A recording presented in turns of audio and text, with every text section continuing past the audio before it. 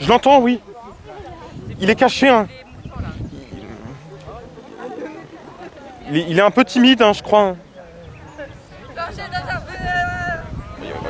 Il communique avec un autre, hein, on dirait.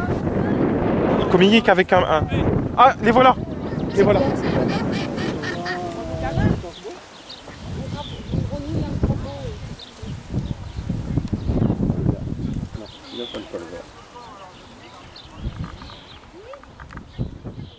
Ça va, Colombe? Ça va. 2, 1, go, go, go, go. Go, encore. Voilà. C'est parti. C'est pas fini.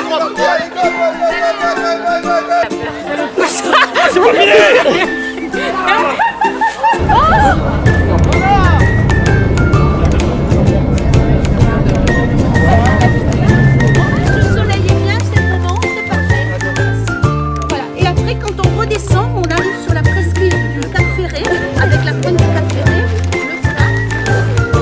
Vous avez fait marcher dans la vase. Il faut pas. Voilà. 3, 4, 5, 6, 7, 8, 1,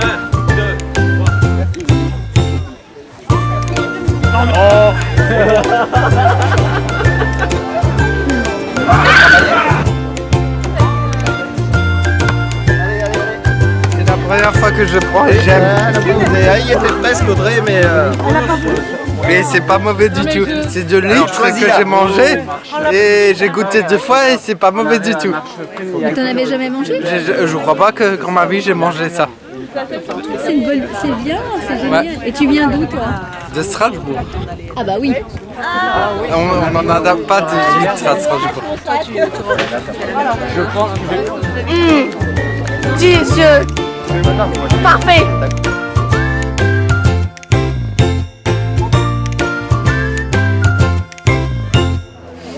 C'est trop bien ce séjour. Le tir à la corde, j'ai hâte de le faire. Hein. Attention! Alors j'ai commencé par m'impliquer dans une association qui accompagnait les familles et qui expliquait qu'est-ce que la dysphasie, le trouble du développement du langage. La dysphasie, c'est un handicap invisible déjà. On a les mots dans la tête, mais pour sortir à la bouche, sortir oralement, c'est compliqué. Donc à chaque fois on essaie de trouver des stratagèmes, de trouver des synonymes de ce qu'on veut dire. Comme si notre cerveau c'était une ville avec des travaux partout. Et du coup pour arriver à la destination, ça met 40 heures au lieu de normalement 2 secondes pour trouver le mot.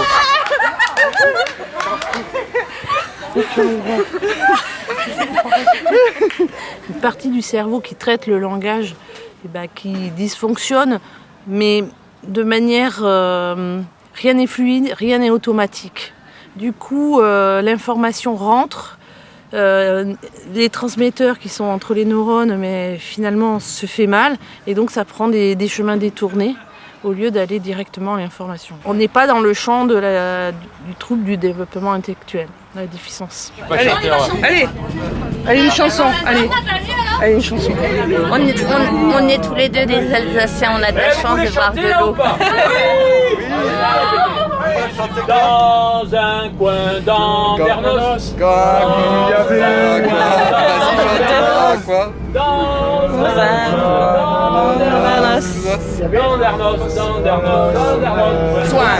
Le but, c'est de passer un week-end en semi-autonomie, en fait. L'idée, c'est qu'ils viennent par leurs propres moyens et on visite une ville, on passe un temps festif ensemble et après on se quitte. Le but, c'est de créer des rencontres de jeunes qui habitent de manière très éloignée. Lyon, Saint-Étienne, Nantes, Toulouse, Bordeaux, Paris, Lille, Strasbourg. L'idée, c'est de se mélanger, de parler de leur ville, de parler de ce qu'ils font, qu'ils aient un diplôme ou pas, Donc, la richesse de ces groupes-là, c'est qu'il y en a qui n'ont pas du tout de diplôme, qui travaillent en ESAT, d'autres qui sont en entreprise adaptée, d'autres qui sont encore en train de finir des études, à l'espace vert, bibliothèque, archives. L'idée, c'est de dire, voilà, moi je fais ça, voilà, et puis voilà, c'est tout, c'est échanger et peut-être donner envie à ces jeunes de se dire, ben, tout est possible, ou j'ai envie de faire quelque chose, peut-être je peux le faire. Tchabichi, c'est qui? Et je te l'avais déjà fait écouter. Tchabichi. Ouais, jamais 203. Comme si je t'aidais. Mais gros, même si je l'étais. Dis-moi qui serait prêt à dire tu es bien sûr. Et ouais, ça blesse les gens. De leur dire la vérité. Ça se voit pas, mais on est frères. Vous venez d'où? Toulouse. Toulouse. Ah ouais. On est des Toulousains de la Ville-Rose. Ouais. On aime beaucoup la musique. On vit pour la musique. Vous écoutez comme musique? Nous, on écoute de tout. En plus, on a une mère qui écoute du jazz beaucoup. Donc, on est plutôt variés. Et qu'est-ce que vous aimez encore? La randonnée aussi, on aime bien.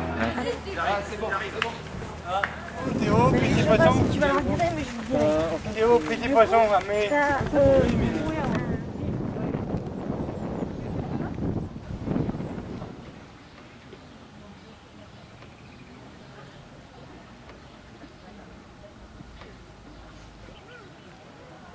J'ai à peu près tous les 10, sauf dyspraxie.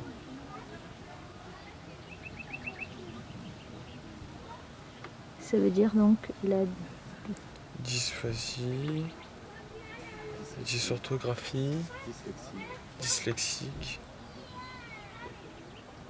Ça m'empêche pas de bien m'exprimer. Parce qu'en fait ça a été décelé très tard et donc du coup en fait j'ai continué à avancer malgré mes entre guillemets handicap. Et j'ai avancé avec une jambe de bois. C'est assez tardivement qu'on m'a dit que j'avais ces problèmes-là. C'est l'année dernière. On me disait que j'étais hyperactif, que j'arrivais pas à me concentrer. Sauf qu'il y avait d'autres choses derrière et la plupart des profs, quand je leur expliquais que ça allait pas, ils me disaient mais non mais Maxime, il n'y a rien qui va, tout va bien, en me rigolant au nez. Donc c'était très compliqué pour moi de leur faire comprendre qu'il y avait quelque chose derrière. Donc j'ai toujours avancé avec ça. Et c'était un peu tabou d'en parler. Au lieu d'être écouté et avoir un suivi pédagogique, c'était tout le contraire. Donc j'ai avancé sans. Je me suis dit c'est rien. Et ça m'a permis d'avancer. Mais t'as pas été aidé? Non. T'aurais aimé l'être? Oui. Oui, pour être mieux compris. J'avais expliqué à la prof que ça allait pas sur la compréhension des textes, des choses comme ça. Et elle m'a clairement rigolé au nez en disant mais Maxime, t'as pas besoin d'aide. Y a rien. Enfin, t'as rien, arrête de rigoler. Et elle prenait ça comme une blague. Mais ça m'a pas empêché d'avoir mon CAP avec mention. Je suis dyslexique, juste dyslexique. Je suis suivi par une orthophoniste. Juste des fois je confonds des D et des T, juste à la lecture. Mais c'est en train de se remettre en place. Elle m'a dit que j'ai fait des énormes progrès. Et du coup je vais arrêter mon suivi bientôt. Très bien. Donc ça va bien? Ouais, ça va. C'est pas ce qui nous empêche d'avoir une bonne lecture de la vie. Une bonne lecture de la vie, je pense, ça se travaille déjà dès le plus jeune âge. Avec des sorties, des choses comme ça. Être à l'écoute de soi-même. Tu crois que tu pourrais nous prendre en photo avec le téléphone ou pas? Ouais. Attends, je vais juste ranger. Il avait tout sorti. J'avais tout sorti. Après, désolé. Je t'aurais pris en photo comme tu m'avais demandé. Ah, je croyais que t'étais sur ton... Bah, je t'ai dit le temps que je le range, mon téléphone. Allez, vous êtes trop rapide. Là, c'est bon. Je suis reconnu dyspraxique depuis 2011, à l'âge de 21 ans et 22 ans. La dyspraxie, c'est un handicap fantôme qui ne se voit pas, qui provoque de la maladresse de l'inventeur oral et de la coordination de gestes. J'ai fait toute ma scolarité sans être reconnu travailleur handicapé. Ah bon? Mais ça a dû être compliqué? Oui, ça a été compliqué. Les profs me disaient que j'avais beaucoup de difficultés discuté, mais on ne savait pas à quoi ça correspondait en fait. J'étais né trop tôt en fait. Donc, j'ai été né trop tôt et il n'y avait pas assez les aménagements pour les 10. Ok, maintenant ça change. Maintenant ça change parce que ceux qui sont à cette époque maintenant, les autres ils ont des ordinateurs portables pour écrire. Alors que moi, à mon époque, il n'y avait pas d'ordinateur portable, il fallait écrire à la main. Et moi, je devais compter le carreau pour tracer ma courbe, compter les petits carreaux. Là, moi, on a 0 parce que tu n'as pas réussi à l'enlever scolaire. Ah non, dommage. Et le but, je crois que tu l'as fait. Alors je suis juste dysphasique en fait, mais à un degré, c'est un peu léger, voilà, un handicap assez léger. J'ai eu une enfance assez difficile, certes. Donc j'ai commencé en CP, en école ordinaire. J'ai jamais été en milieu protégé. Et par la suite, j'ai appris les mots avec une AVS, une auxiliaire de vie scolarisée, ce qu'on appelle.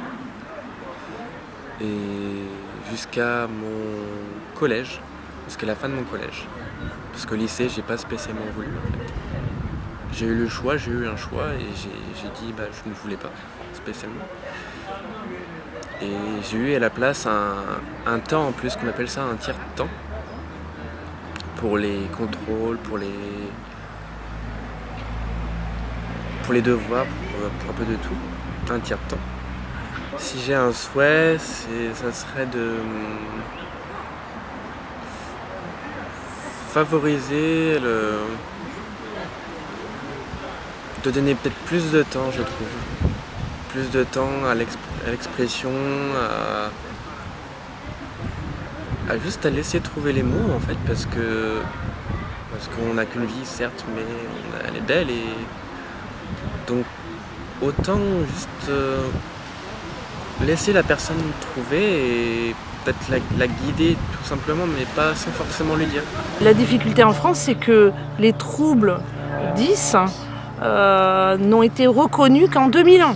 Alors qu'il y a déjà des lois en Allemagne bien avant, et tout ça est bien connu même avant 1900 quoi. Mais en France, ça a mis beaucoup de temps pour des raisons du champ de la psychanalyse, qui trouvaient des raisons sociales, psychologiques, dans une fratrie, le petit dernier qui ne veut pas faire d'efforts, etc. Ça n'existait pas, les troubles des apprentissages. C'est juste la personne qui ne veut pas apprendre.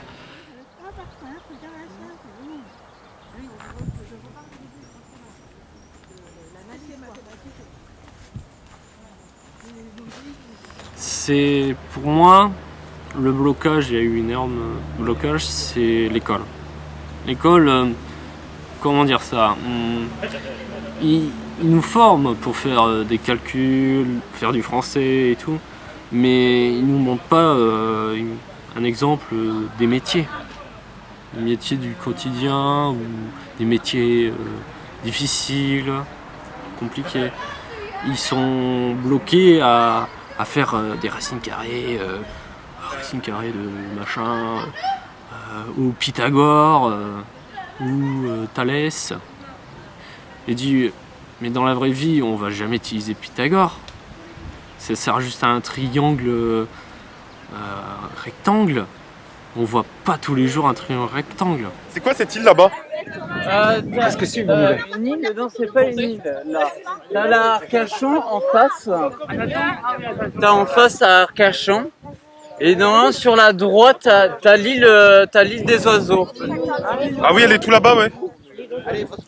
Voilà, t'as une petite île où t'as des oiseaux. Il y a pas vraiment mais ça arrive que les oiseaux mirent ici dans cet endroit. Mais toi, t'habites à la campagne? À Paris. T'en entends les oiseaux à Paris? Non, jamais. Ça te fait quoi d'en entendre? Ah, ça fait du bien. On y va? Après avoir eu le bac, je me suis retrouvé d'une certaine façon un peu seul. Et du coup, des fois, j'ai eu des idées un peu noires. Hein. Mais ouais, voilà. Après, le collège, c'était dur aussi. Hein.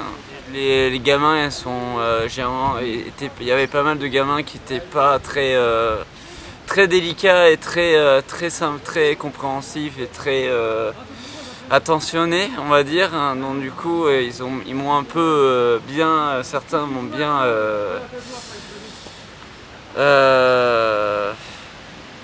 m'ont pas mis à l'aise, hein, du tout. Où j'étais bien des fois maltraité un peu, craché, tapé dessus. Des fois, voilà. Donc, quand j'allais au collège, j'avais la boule au ventre. Hein. Ce qui était difficile, c'était dans le monde professionnel. Dans le monde professionnel, c'est quand tu fais les vendanges, et à un moment, on te met coupeur, et ton coéquipier il te dit d'aller plus vite et tu n'arrives pas à le suivre, donc tu es fatigué. Donc j'avais demandé à être porteur, et ils ont accepté, le château où je travaille, le château Quinault, à Libourne. Et après j'ai tellement pris confiance en moi, j'étais dans d'autres châteaux, et j'ai pas osé dire que je voulais faire porteur, donc j'ai fait coupeur, et ils m'ont pas gardé. Là je suis en recherche d'emploi. Eux, ils sont tout le temps en train de penser aux gestes ou aux mots qu'il faut qu'ils prononcent, parce que rien n'est automatisé. Ça s'automatise pas automatiquement, et donc ça c'est épuisant. C'est comme quand quelqu'un il apprend à conduire la première fois, quelqu'un qui apprend à faire du ski la première fois, c'est horrible, parce que c'est difficile, et eux c'est tout le temps difficile, même si ça améliore un peu, mais c'est toujours difficile et épuisant. Et ça ne se voit pas. Le Cap Ferré est là. Et après, la tête, c'est là. Les plages sont... Mais c'est la même... Mais c'est la même mer qui rentre en fait dedans. En fait, tu vois, c'est un chenal, en fait, ici, tu vois. Et après, les plages, toi, tu as le truc vert, tu as le grand cours. Moi, je vais surtout ici, à la plage surveillée. Parce que tu peux faire de la planche. Et moi, je te déconseille de ne pas aller au... Parce qu'il y a des cailloux. Non, il y a beaucoup de courants. Ah, c'est mieux que ici, c'est mieux d'aller au truc vert. C'est surveillé, voilà, s'il y a un problème, je vous fais passer la carte, comme ça tout le monde... J'attends que tout le monde arrive. Oui, je prends juste en photo la carte pour bien me repérer. Le bassin d'Arcachon est en forme de S. Et là, on remonte jusqu'à Arès. Donc la pointe du S, ici. Et après, si on redescend, on est sur la presqu'île de Cap Ferré. C'est un des coins les plus sauvages du bassin. Tout à fait. C'est une zone naturelle. Moi, j'avais un prof qui venait à la maison au CFA. J'avais un prof qui venait à la maison le samedi pour réviser tous les cours. Non, c'est l'État qui avait payé. Après, on peut dire qu'on a quand même des trucs bien. Bien sûr, bien sûr. Ah, vous êtes méritant, hein? Vous êtes méritant. Et on peut faire du bateau ici aussi? Non, du canoë. Du kayak. Canoë kayak. Voilà. Attention, une dame qui passe.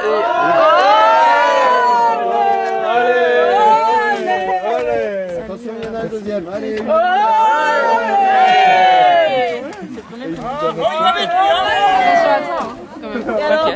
C'est déjà aller au boulot, c'est compliqué parce qu'il faut que déjà j'ai un emploi du temps chargé. Le matin parfois je dois gérer ma vie privée. Aller au boulot, tout est réglé en fait. Moi tout est réglé. Je me lève le matin, je dois me rincer le visage, je dois en même temps sortir mon petit déjeuner. Je dois faire attention à l'heure et préparer mon sac de boulot en même temps. Et tout est calculé en fait, tout est prévu. C'est le soir quand je rentre du boulot, je suis crevé. Maintenant au jeudi, c'est pas simple tous les jours, mais je me dis toujours que je suis un battant. Vas-y, mettre dedans. Oh non, merci. Ah, mais les papiers. T'as pas envie? Envie? En avant. Du saut des sauts d'obstacles.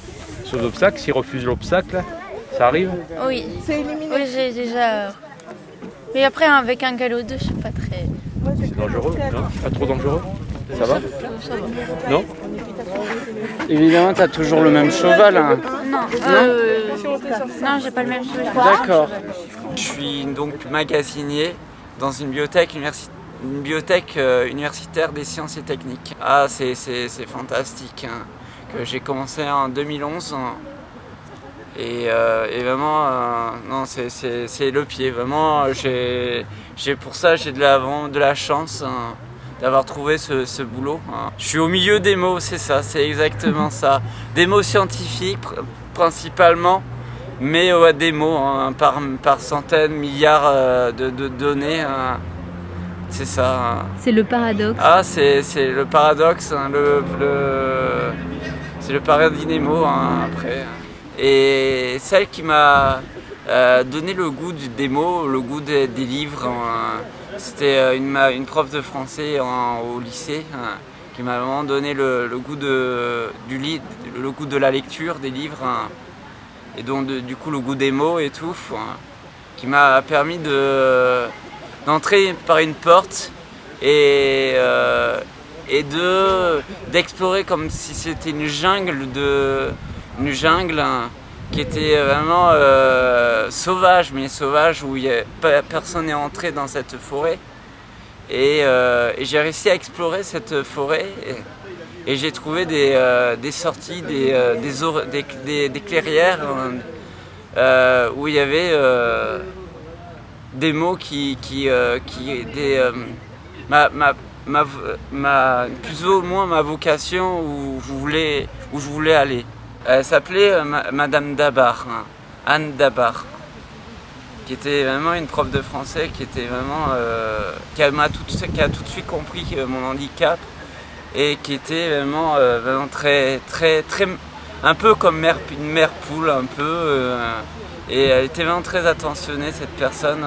Elle m'a vraiment sauvé. Je fabrique des transformateurs industriels, en fait. C'est des transfos, comment on pourrait dire, assez grands, qui permettent de suralimenter des fours pour, par exemple, faire cuire du pain. Et donc, principalement, on travaille pour pas mal de pays, en fait. Pour la Chine, l'Inde, les États-Unis aussi, la France bien sûr, bien évidemment, l'Italie, et c'est vraiment une passion parce que c'est une famille en fait, là-bas, c'est vraiment une famille. On n'est pas là spécialement pour travailler dur, mais un peu parce que c'est le travail, c'est la vie. Mais on est quand même sur Terre et on profite du bon temps. On arrive, chacun à son tour, on s'offre des pains au chocolat et croissants le matin avec le petit café. Et on profite vraiment de ces petits temps de pause. Je suis jardinier dans une boîte d'insertion et j'ai toujours aimé travailler en espace vert dehors parce que quand j'étais gamin, j'étais déjà attiré vers dehors. Parce que moi, je me voyais pas du tout travailler devant un bureau. Travailler paysagiste, tu changes, les saisons, c'est magnifique. Je sais que l'homme a gâché pas mal de choses. Et je suis penché sur un métier physique, manuel. Ça s'appelle la chaudronnerie. C'est une tôle, un plat de fer. Pas du tout utile, elle sert à rien, elle prend de la place et tout. Et à la fin, tu fais un truc magnifique, utile pour des gens. Qu'est-ce que ça te procure comme sentiment, ça? Ça fait un sentiment d'être utile, d'être un manipulateur de métal. C'est comme de la magie avec les doigts. Alors on est optimiste parce que depuis le plan langage 2001, de plus en plus de jeunes accèdent à des bacs professionnels, à un diplôme, un CAP. Ils accèdent au diplôme. Les dysphasiques n'accédaient pas au diplôme. Aujourd'hui, ils ont des diplômes. Un BTS, un master, ça. Qu'importe, mais ils ont un diplôme. Mais parfois, c'est une bagarre. Une bagarre, mais il faut surtout comprendre qu'ils vont pouvoir s'insérer dans une entreprise ordinaire ou une entreprise adaptée, mais avec un vrai emploi en CDI reconnaissant des droits pour la retraite, des congés payés comme tout le monde, pas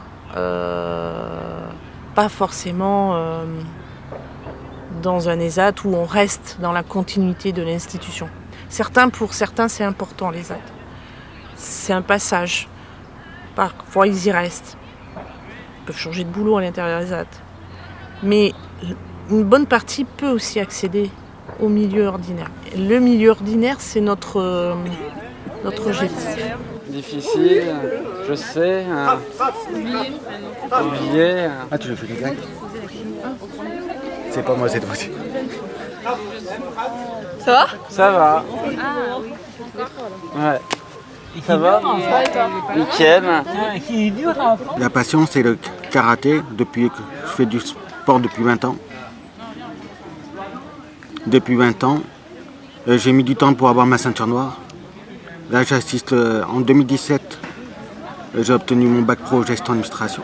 Le difficile, c'est l'obtention des diplômes. J'ai tout fait au bout de 2 fois en fait, et l'école.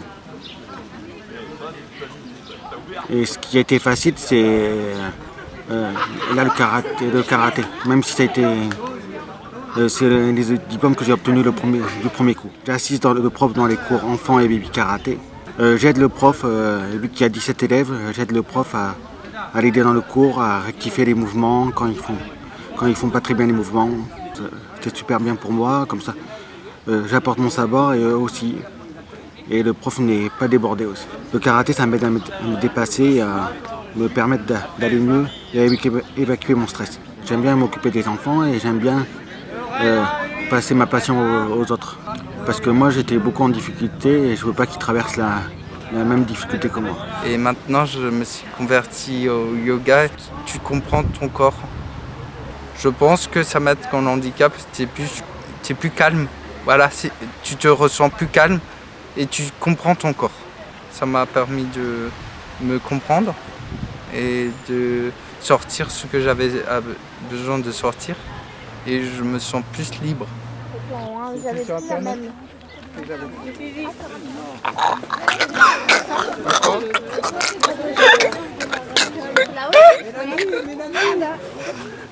Je fais du théâtre depuis 2008. Et vraiment, c'est une de mes passions, une de mes grosses passions, le théâtre. Chaque année, depuis 2008, je prouve ma difficulté devant du public, de plus en plus nombreux. Et après, c'est à force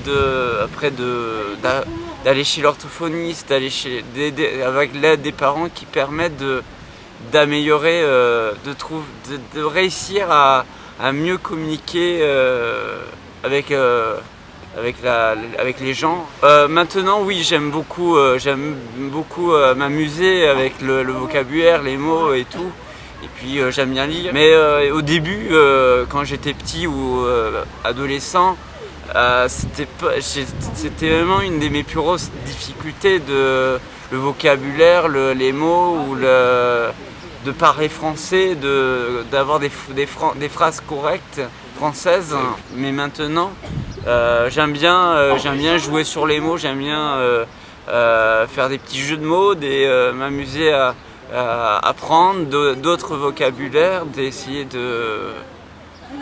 de progresser encore, de continuer à progresser. J'ai réussi à dompter ce problème.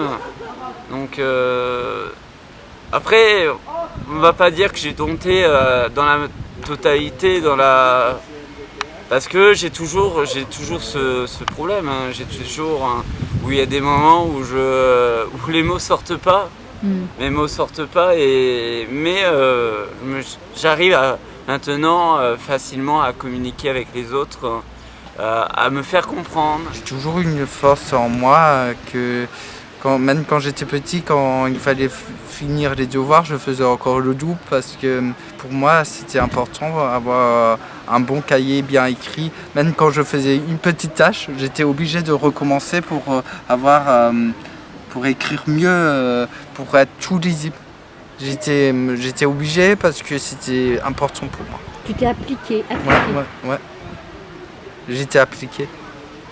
Et je pense que c'est grâce à ça que j'ai réussi aujourd'hui. Même pour le permis, je me rappelle, le moniteur me disait toujours c'est impossible le permis, tu te rends compte, ça va être très compliqué. Et moi je lui ai dit est-ce que là il y a une autre solution qui existe? Et en fait, il m'a trouvé une autre solution. Il m'a mis sur boîte automatique et en fait, moi, j'ai eu, comme tout le monde, mon permis. Et en fait, aujourd'hui, j'arrive très bien à rouler comme n'importe qui. On a travaillé avec la délégation interministérielle de la prévention routière sur l'accès au code de la route, au permis, parce que beaucoup d'emplois nécessitent d'avoir son permis pour aller à l'entreprise, qui n'est pas dans la ville, quoi. Donc conduire, pouvoir joindre, je ne sais pas moi, aller à la mer sans demander à ses parents, enfin je veux dire entre copains, le permis c'est une liberté. Pas mal accèdent au permis, se osent et puis ils sont très prudents et puis ça leur permet un bac professionnel ou le CAP, le permis égale boulot. Je suis content du soleil. Ah oui, merci de ça va. On peut dire que c'est les longues vacances qui commencent, mais c'est pas vrai. Les week-ends. On peut dire que c'est un week-end. C'est un week-end vacances. Voilà. Cette dysphasie, t'auras envie de quoi parfois Parfois j'aimerais bien l'enlever et être quelqu'un d'ordinaire, mais en fait je pense que ça fait partie de moi. C'est le Jonathan qu'on connaît. Si je l'enlève, c'est pas le Jonathan qu'on connaît. Ça fait partie de moi et je dois vivre avec. Et s'il y a des gens qui supportent pas, je change de personne et voilà.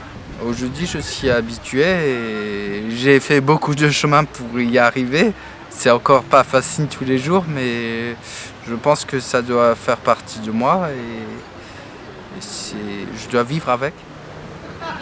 Les personnes qui aiment vraiment ne s'arrêteront pas à cet handicap. Cette différence qui en fait bien souvent une force au fur et à mesure du temps. Et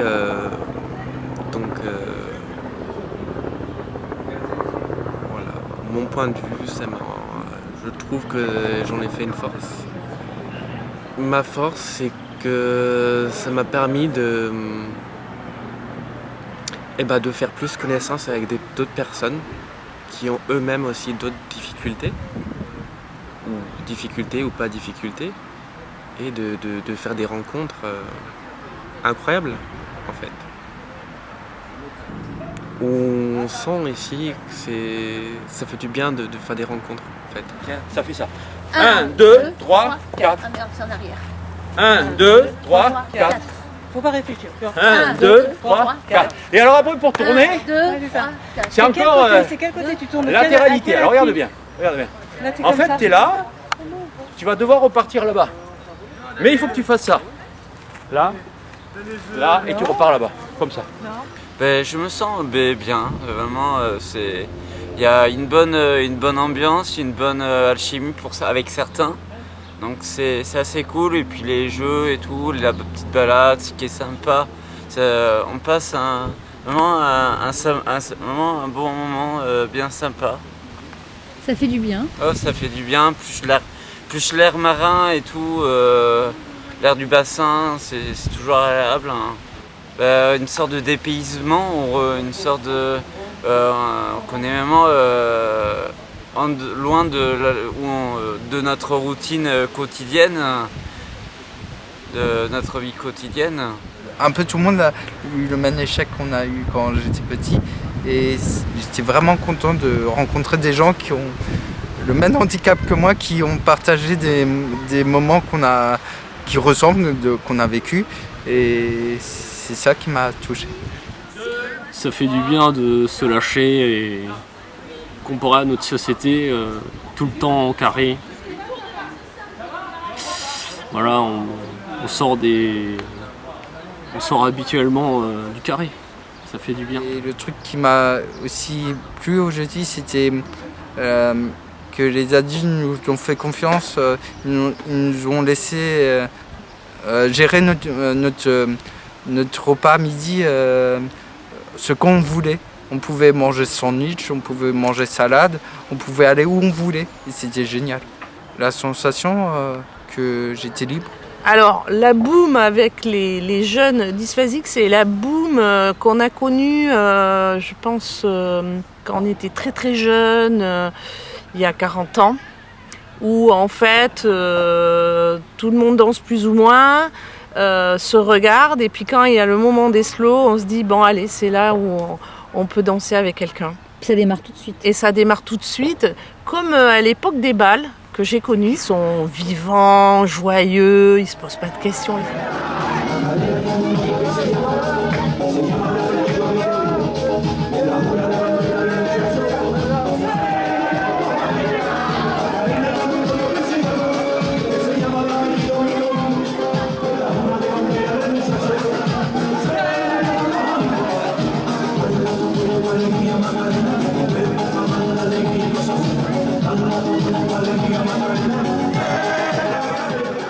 Il y a des histoires d'amour qui se tissent et je pense que c'est un bel endroit et bon endroit aussi pour tisser un bel amour. Oui. Vous avez été amoureux? Oui. Oui, oui. Bref, c'est sûr. C'est la solitude qui me pèse. C'est ça qui me pèse le plus. Je pense que j'ai pas eu. Je suis célibataire, c'est aussi dur ça. J'aimerais parfois être égalité sur des gens qui sont en couple et voir comme eux, mais parfois c'est compliqué de trouver ça.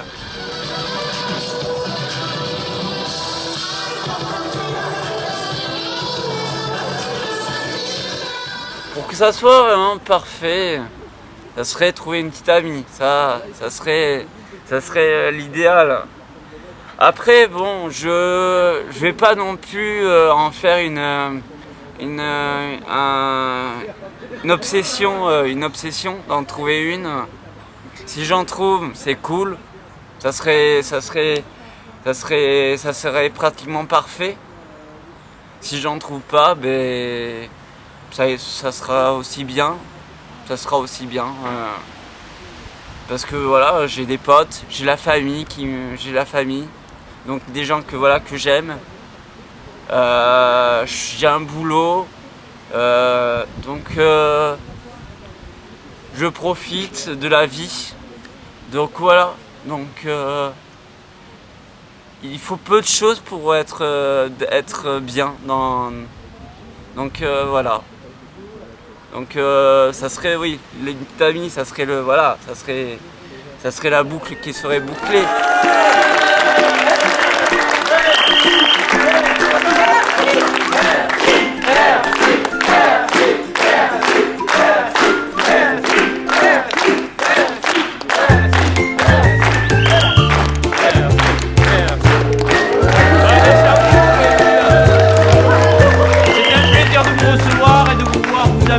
De passer une super soirée, de vous éclater. Voilà, ça nous a fait plaisir de voir que vous étiez tous contents, c'est le principal. Le but c'est que vous vous amusiez, que vous partagiez des choses ensemble, et puis que ça continue et que vous gardez les contacts. Voilà, c'est le but, d'étendre les connaissances partout en France. Voilà. Bonne continuation et à la prochaine.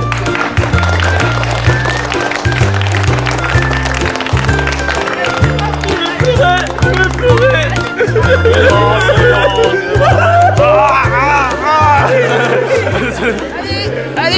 Allez, steak frites, à frites, vous levez les mains. Vous levez très haut et vous criez frites. Steak. Oui.